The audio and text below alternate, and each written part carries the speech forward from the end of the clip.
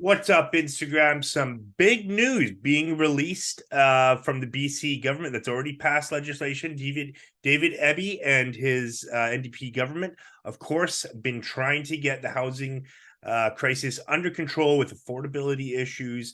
And so they have put forth and passed legislation overriding municipalities quite a few dramatic changes. So we've got everything from being able to now build in residential family areas. So typically across the lower mainland, you've seen that most residential areas are designated RS1. They're designated for single family homes. Now you can still build single family homes on these lots, but what they're doing is promoting and overriding the municipality of where you would have to go to hearings and have these long drawn out processes to get, say, your home split into two to build a duplex. You'd have to go to a city hearing. You would have to pass. They've completely overridden this.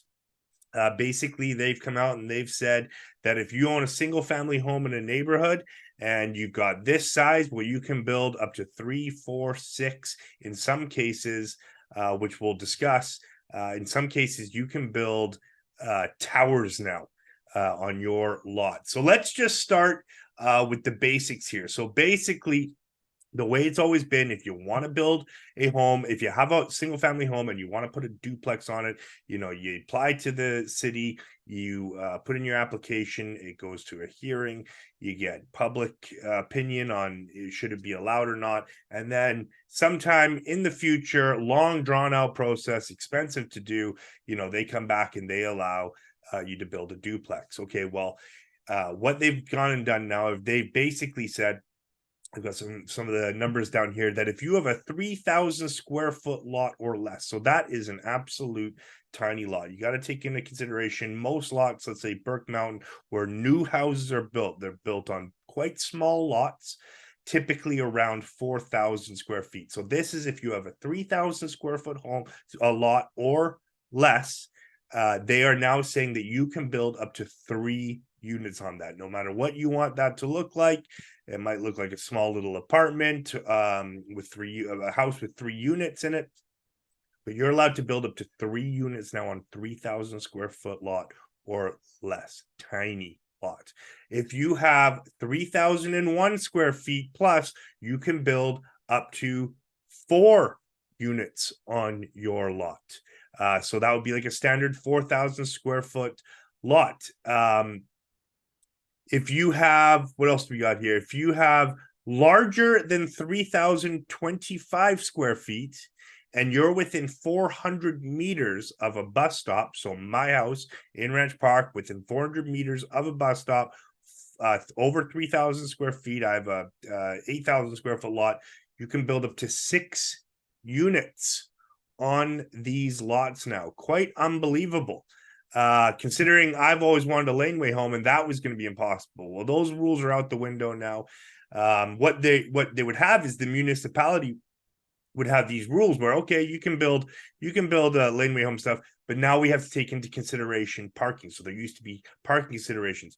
Well, they found all the loopholes in the system, the BC government, and they've overridden the municipalities. They don't even take into consideration parking. They don't care. They want you building more homes in these neighborhoods. So these lovely neighborhoods that have basically an aesthetic feel to them with single family homes, you can start now assuming moving forward that some of them will be knocked down and they'll be turned into 4plexes, 6plexes, and so on. Now, there is another huge, I don't know if it's a gift. There are some things to take into consideration with this. There's this new transit-oriented density, so TOD for short.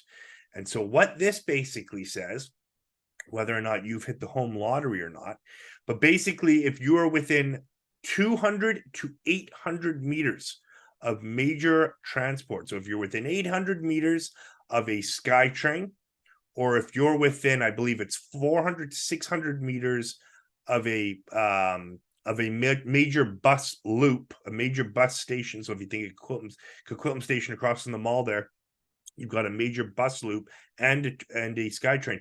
800 meters radius around that loop, and SkyTrain station, your home is now under TOD, transit oriented density, and builders can now take that land, buy your homes from you, and they can build anywhere from 8 to 20 stories. Now think about that.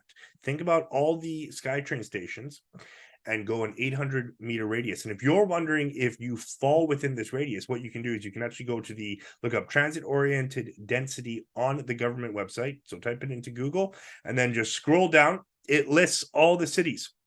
And then you can click on the city and you can actually click on the SkyTrain stations, and you can see on the map the radius of which houses have been picked up on this. Now, if you happen to be sitting in the gold mine of this opportunity, don't panic. It's not like you're going to get bought out of your house. Right now, it isn't even feasible for builders to be building with the interest rates.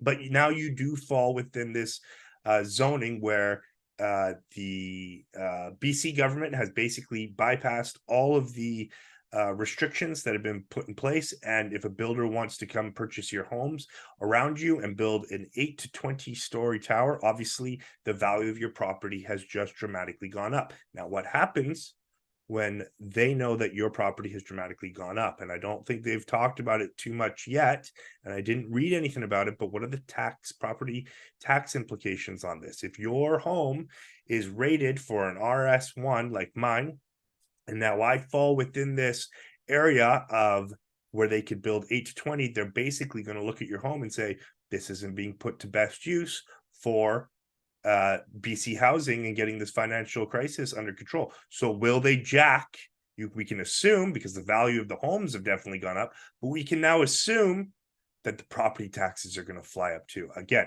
I haven't read anything about that yet, but that's what we can basically assume. So have you hit the lottery with your home? Check it out on the BC government website. Again, that's TOD, transit oriented density. It's very, very interesting. Again, you can see it on the map exactly which houses have been picked up by this new zoning. And if you just own, if you're not within this TOD area and you do own a single family home, you can also assume that your property values could potentially go up because you can now build more units on your homes. And if you're like me and you wanted a laneway home, well, you can basically go ahead. They've bypassed it overnight and you're free to go get a permit, start building yourself a laneway home as long as it fits within the BC building code. That's it for me today. I hope you all have a fantastic day.